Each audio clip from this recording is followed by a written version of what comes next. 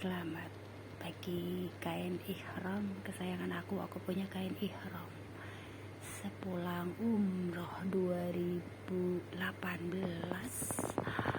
Aku dituntun buat membeli kain ihram.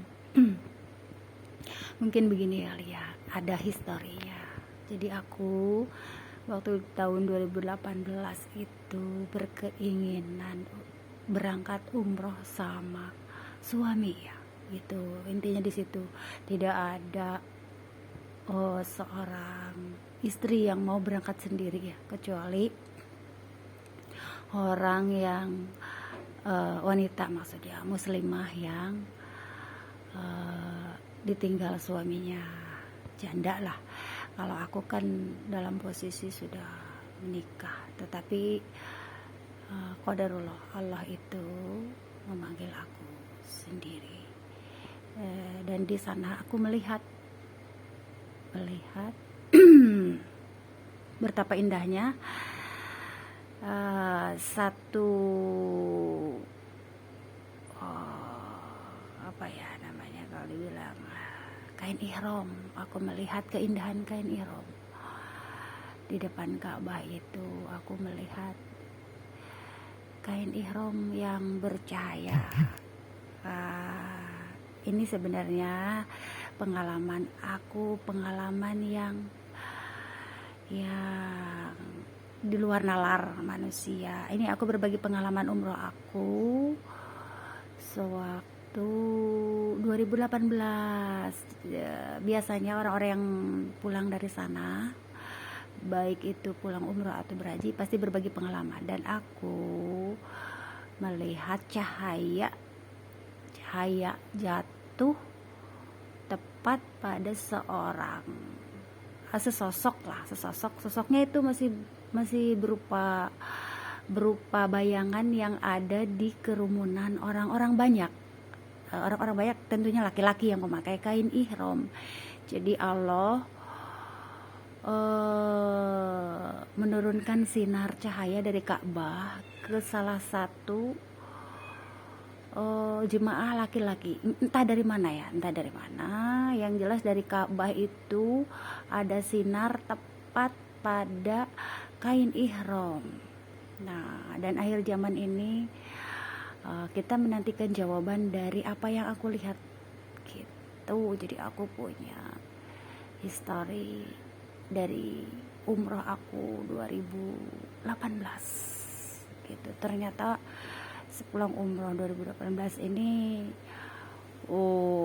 sudah memasuki fase akhir zaman, di mana banyak fitnah, banyak hujan badai, bencana alam, banjir, gempa itu yang terjadi. Itulah jawabannya sudah mulai terlihat di akhir zaman ini, dan kita sedang terus mencari tahu. Aku seorang murid ya, kalau dari zaman waktu sekolah itu, yang rewel. Kenapa begini, kenapa begitu Bu Guru, kenapa begini Pak Guru gitu. Terus apa yang terjadi, aku paling rewel. Jadi di situ ada kooperatif ya, itu benar-benar ya. Aku antara murid sama guru ya di situ. Meskipun aku tidak mendapatkan juara satu ya, aku termasuk kadang waktu SD itu 3 besar ya, aku kadang kesulitan mengalahkan satu laki-laki ya, teman laki-laki. Jadi aku aku ngalah masa laki-laki dilangkain sama aku, jadi aku selalu mengalah laki-laki nomor 1, baru aku nomor 2 gitu. Jadi ceritanya aku itu melihat itulah di akhir zaman ini banyak teka-teki, banyak keajaiban, banyak keanehan. Itulah akhir zaman. Jadi aku menyayangi ini kain ihram. Jadi kain ihram itu benar-benar suatu anugerah dan misteri yang harus aku cari jawabannya gitu. Jadi aku sedang mencari jawaban. Nah, Jawabannya adalah kain ihram yang bercahaya yang aku lihat itu loh. Jadi kenapa aku sampai membelikan ihram sepulang umroh? Karena aku melihat cahaya yang jatuh pada salah satu kain ihram jemaah laki-laki dari yang berputar di Ka'bah ya. Aku tidak tahu apakah jemaah yang barengan aku. Aku tidak tahu apakah jemaah yang sudah melaksanakan umroh atau haji. Yang jelas aku melihat cahaya itu jatuh ke salah satu jemaah laki-laki yang sedang tawaf ya, yang sedang tawaf. Aku berharap itu cahaya hidayah ya, cahaya kebaikan lah, sama seperti yang aku lakukan. Aku berusaha ingin membawa kebaikan ke tanah air, keberkahan, bukan kemudaratan gitu. Jadi aku ingin selalu apa yang aku lihat, siapapun laki-laki yang diberikan cahaya hidayah itu mudah-mudahan bisa, kalau yang tadinya belum berubah baik, semoga bisa berubah dengan baik, siapapun dan di negara manapun ya, karena aku tidak tahu gitu. Jadi kita aku berusaha berniat untuk membuat gini loh, untuk membuang sifat-sifat buruk di sana dan membawa kebaikan ke tanah air itu. Jadi harus ada perubahan dari umroh dan haji itu gitu. Akhirnya aku mensiarkan ya itulah di bidang fashion, pokoknya aku menerima jahitan seputar gamis yang menutup aurat gitu. Jadi enggak menerima yang baju-baju pendek gitu, enggak. Aku menerima hanya untuk syar'i ya. Kalaupun ada yang bahan-bahan tipis seperti brokat itu hanya buat variasi ya, variasi list. Jadi tapi aku tidak membuat kebaya karena kebaya ada bagiannya, bukan aku gitu di situ. Jadi aku menggunakan brokat itu hanya untuk pemanis list dari gamis gitu. Terus aku juga tuh sepulang umroh itu semua karya aku dan style aku ya, gaya aku, ciri khas aku, pakaian aku semua itu.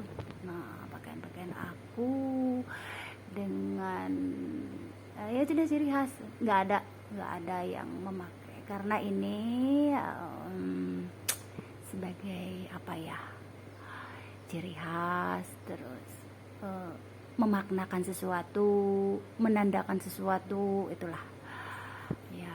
Pokoknya udah akhir-akhir tahun ini kan yang aneh-aneh, unik-unik itu keluar itu. Jadi yang intinya aku siar, aku tidak menerima kalau bilang baju-baju yang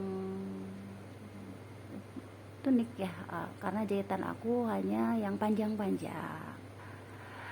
Terus aku juga siar, jadi kalau yang jahit tunik, kebaya itu ada bagiannya teman-teman ya, dari teman-teman aku. Jadi aku bagi orderan ke teman-teman lain. Aku selalu berbagi order kalau ada yang pesen kebaya, gaun, yang maksudnya tunik itu, jadi dioper ke teman lain. Kadang kerja sama toko-toko yang jadi aku nggak ngejahit sendiri karya aku ya, karena aku itu tangan aku dirancang untuk gamis-gamis yang panjang. Tidak boleh tidak, kalau Allah berkata harus jahit yang panjang-panjang, aku harus melakukannya. Itu ceritanya tuh.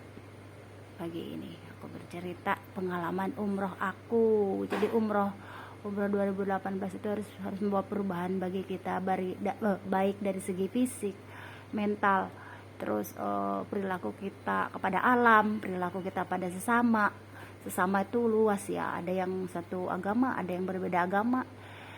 Itu di situ cerminan kasih sayang seorang muslimah yang aku lakukan semampu aku. Di zaman resesi ini kita saling bantu antara sesama muslim, bahkan yang non muslim juga aku bantu semampunya tentunya gitu.